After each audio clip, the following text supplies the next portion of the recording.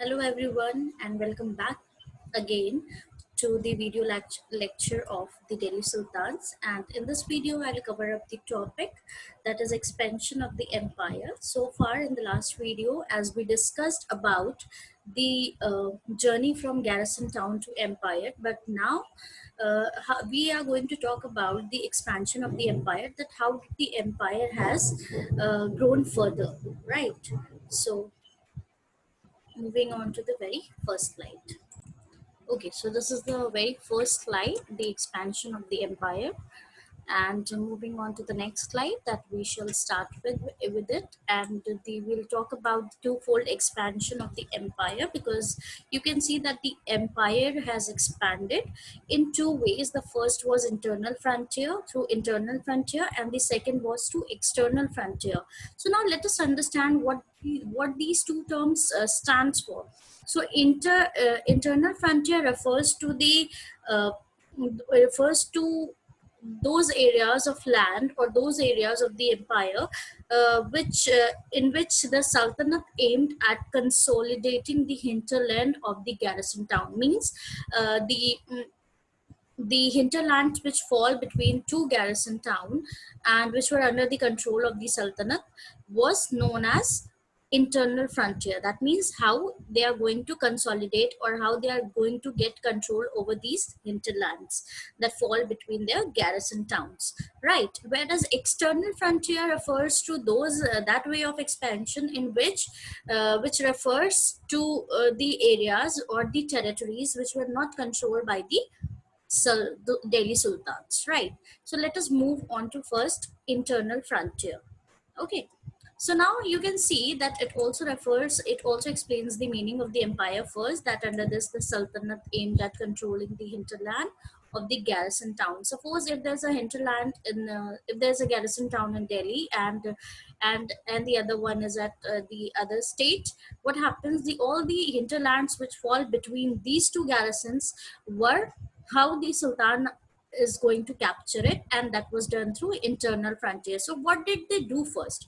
First of all, you can see that the forests were cleared by the people, by the people under internal frontier. Means that means the whatever the forests were there between do ab, do stands for two, and ab refers to river. So the land which falls between two river was cleared uh, by the people.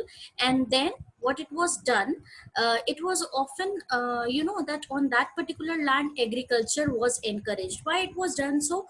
Now in order to consolidate the hinterland, first of all they tried to look for the other positive aspect of their empire, because you know that the land which falls between two river must be very very fertile in nature, and a good amount of crop can be produced from there. So on by producing that crop, they can feed to their soldiers, they can keep it for their self consumption. They can also mm, earn taxes by the peasants when they get a lot of produce, and they can also earn a lot source of income. So many benefits were there for encouragement of agriculture.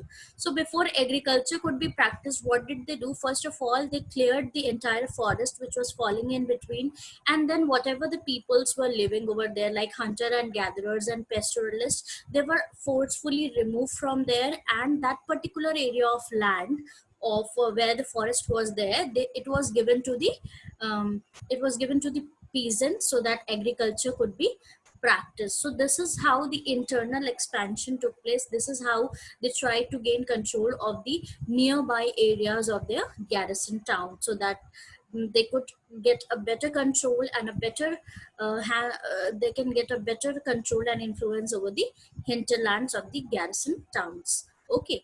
And the other way in which the expansion took place was through external frontier.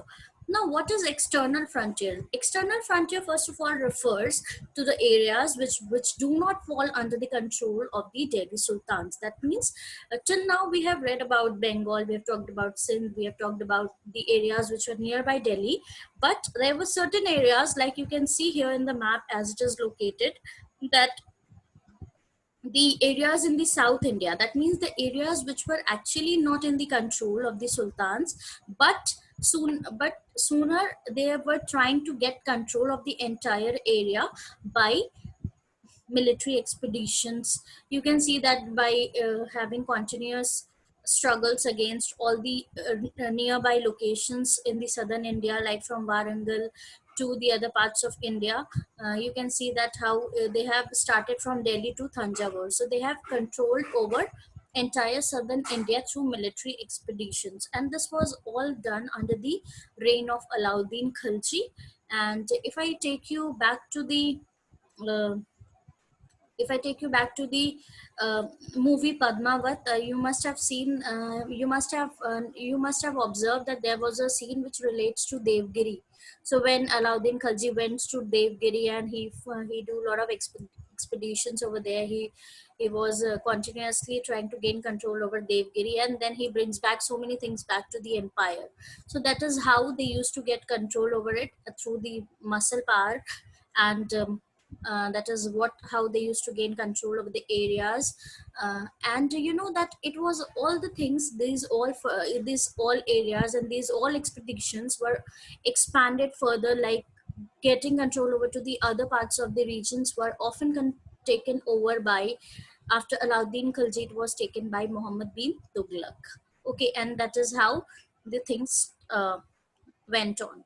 So you know that what happens, the Sultanate armies, they used to capture the elephants, horses, the precious jewels, the all the important and precious and very valuable commodities which were brought back by them, and also the slaves. You know that slaves are very important when we talk about the Delhi sultans, because they play a major role.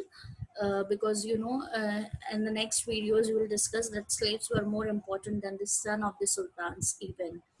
And you know that this expansion story of Delhi Sultanate took over 150 years, which is a very huge time span in the history of India, and a major time period which actually led for the expansion of the entire Delhi Sultanate.